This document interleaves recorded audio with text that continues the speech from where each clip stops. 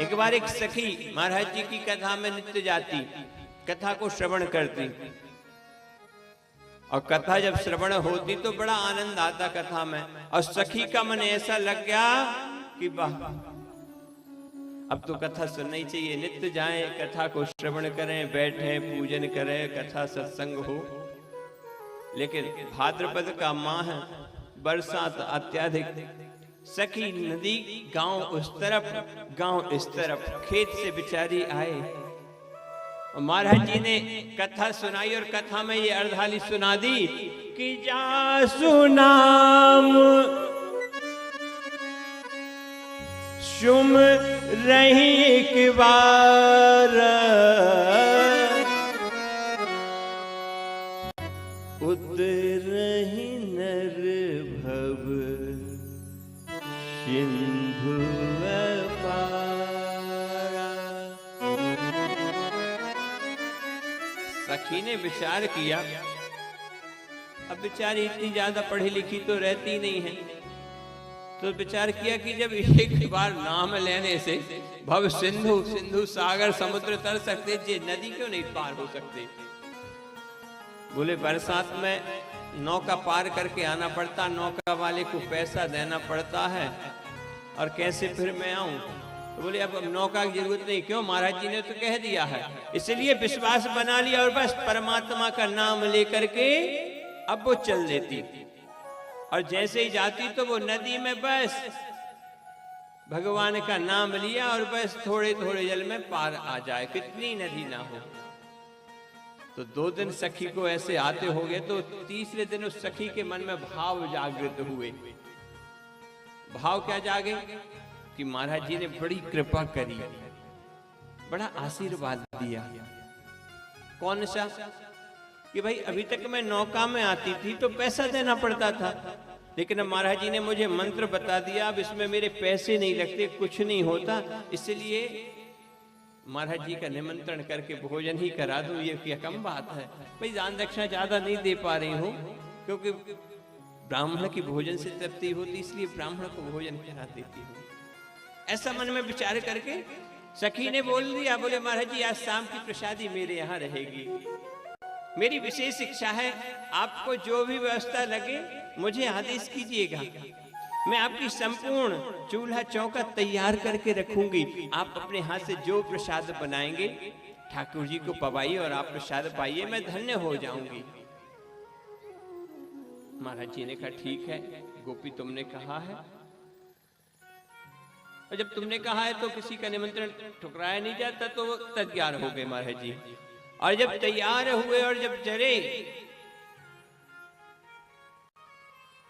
तो जब जाने लगे तो नदी फिर आ गई रास्ते में। जब नदी आई तो महाराज जी ने गोपी से कहा, गोपी यहाँ नौका नहीं दिख रही, पार कैसे होंगे, क्योंकि जल विशेष है। गोपी बोली, बोले महाराज जी आपने ही तो कथा में कहा था। बोले क्या, लो महाराज जी जासु नाम सुमरहि एक बारा, उतरहि निर्भव सिंधु अपारा। बोले मैं तो बस नाम लेके ही 2 दिन से आ रही हूं और जा रही हूं। अच्छा, महाराज जी ने कहा ऐसे कैसे हो सकता है, देखो विश्वास की बात है, परमात्मा पे विश्वास यदि है तब तो सब गड़बड़ है, और नहीं है विश्वास तो गड़बड़ होगा कि नहीं होगा। और यदि विश्वास है तो कितनी ही गड़बड़ क्यों ना हो, कितनी ही समस्या क्यों ना हो, आप हर एक समस्या से निदान पा सकते हैं। गोपी ने कहा महाराज जी चलिए। बोले गोपी आगे तुम हो जाओ, महाराज जी को शंका, ऐसा नहीं कहीं डूब जाए हम।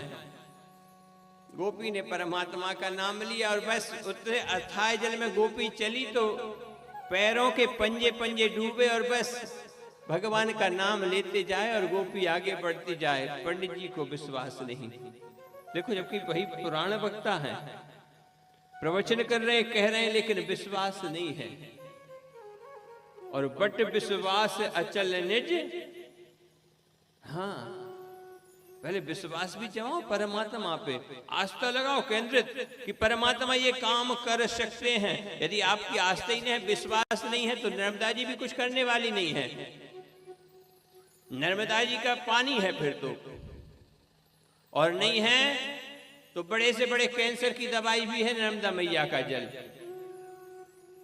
बड़े से बड़ी समस्या की बीमारी का निदान है नर्मदा जल। बुद्धि जिसमें नहीं हो, नर्मदा जी का जल नित्य सेवन करें। कोई विशेष तकलीफ लग रही हो तो नित्य 2 बूंद जल लें नर्मदा जी का। मैया नर्मदा जी की जो प्रदक्षिणा करते हैं जिन्होंने साक्षात्कार नर्मदा जी के दर्शन, अब तो खैर मोटर ठेला में हो गई 10, 15, 20 दिनों में, कई जगह भेंट देने जाने पड़ते ना, हमारे यजमान भी ऐसे फंस जाते हैं। पूछ लें भैया जी कैसी रही परिक्रमा? गुरु जी इतनी बड़ी कृपा रही, तुम्हारी दुल्हन ने डब्बा भर के गुलाब जामुन भिजाई थी, गुलाब जामुन नहीं बढ़ाई और परिक्रमा करके आ गए पूरी। हाँ, पर रसगुल्ला नहीं बढ़ा पाए और परिक्रमा। अरे जिन्होंने पैदल यात्रा करी, 3 साल 3 महीना 13 दिन की परिक्रमा का विधान है।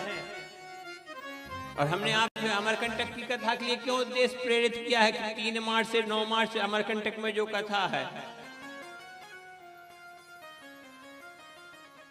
नहीं कर पाए 3 साल 3 महीना 13 दिन की परिक्रमा, नर्मदा की प्रदक्षिणा कर लिए, नर्मदा पुराण नहीं कर पाए, पूजन नहीं कर पाए, पाठ नहीं कर पाए, तो आप सबसे फिर से आग्रह कर रहे भैया और मैया, 3 मार्च से 9 मार्च नर्मदा पुराण रहेगा अमरकंटक में। जिन भक्तों को चलना है बिल्कुल बराबर आप चल सकते हैं, सम्मान पूर्वक सब व्यवस्था है, रहने की, भोजन की, दोनों टाइम दाल चावल चकाचक और मैया का जल, चाय पानी। जिन भक्तों को चलना है और अपने पुराण के वहां पाठ भी कराना, तो वहां नर्मदा पुराण के पाठ आप करा सकते हैं कि गुरुजी घर पे नहीं कर पाए, समय नहीं मिल पाया, 7 दिन कम से कम तीर्थ यात्रा में।